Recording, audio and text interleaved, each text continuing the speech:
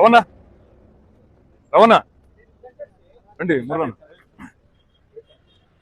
యువగళం పాదయాత్ర సందర్భంగా నారా లోకేష్ గారు కుప్పం నుంచి పలంనేరుకు వెళ్తూ మార్గం మధ్యలో ఉన్నటువంటి కర్ణాటక ప్రాంతంలో ఆయన బండికి డీజిల్ కొట్టించి ఆంధ్ర రాష్ట్రంలో తక్కిన రాష్ట్రాలతో పోలిస్తే పెట్రోల్ డీజిల్ ధరలు చాలా ఎక్కువగా ఉన్నాయి. ప్రభుత్వం కనీసం అంటే మిగతా రాష్ట్రాలతో పోలిస్తే 30 రూపాయలు అధికంగా పన్నును వసూలు చేస్తుంది.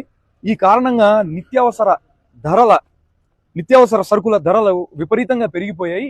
మేము కూటమి ప్రభుత్వం అధికారంలోకి వస్తే ఈ పెట్రోల్ డీజిల్ ధరలను తగ్గిస్తామని చెప్పి ఆయన ఆ బహిరంగ సభల్లో అనౌన్స్ చేయడం జరిగింది.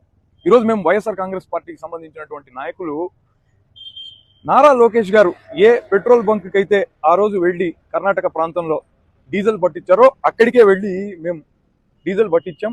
అలానే ఇప్పుడు ప్రస్తుతం కుప్పంలో వారి తండ్రి గారు గౌరవ ముఖ్యమంత్రి శ్రీ నారా చంద్రబాబు నాయుడు గారు ప్రాతినిధ్యం వహిస్తున్నటువంటి కుప్పం నియోజకవర్గంలో ఉన్నటువంటి ఫ్యూయల్ స్టేషన్ లో కూడా ఫ్యూయల్ ని పట్టించడం జరిగింది.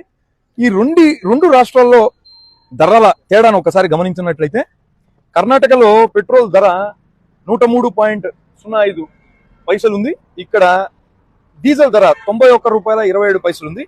ఆంధ్ర రాష్ట్రంలో పెట్రోల్ ధర 110 రూపాయల 26 పైసలు ఉంది. డీజిల్ ధర 98 రూపాయల 16 పైసలు ఉంది.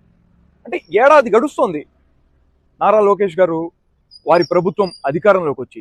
ఈ సంవత్సరం రోజుల్లో ఎందుకని ఈ డీజిల్ పెట్రోల్ ధరలను తగ్గించలేదో నారా లోకేష్ గారు ఇప్పుడు ఆర్భాటంగా జరుగుతున్నటువంటి తెలుగుదేశం పార్టీ మహానాడు సభల్లో ప్రజలకు వివరించగలరా?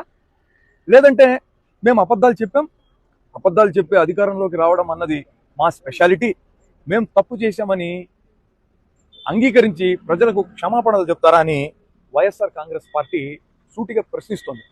పదే తప్పుడు హామీలతో అధికారంలోకి వచ్చి ప్రజల్ని పక్కదోవ పట్టించి వాళ్ళ ఆశల్ని చిదిమేస్తూ పరిపాలన చేయడం అన్నది తగదు. ఇచ్చిన హామీలన్నింటినీ కూడా అమలు చేయాల్సినటువంటి బాధ్యత ప్రభుత్వం పైన ఉన్నది. ఆ బాధ్యతను గుర్తు చేసేటటువంటి ప్రయత్నం నిరంతరం ప్రతిపక్షంలో ఉన్నటువంటి వైఎస్ఆర్ కాంగ్రెస్ పార్టీ చేస్తూనే ఉంటుంది.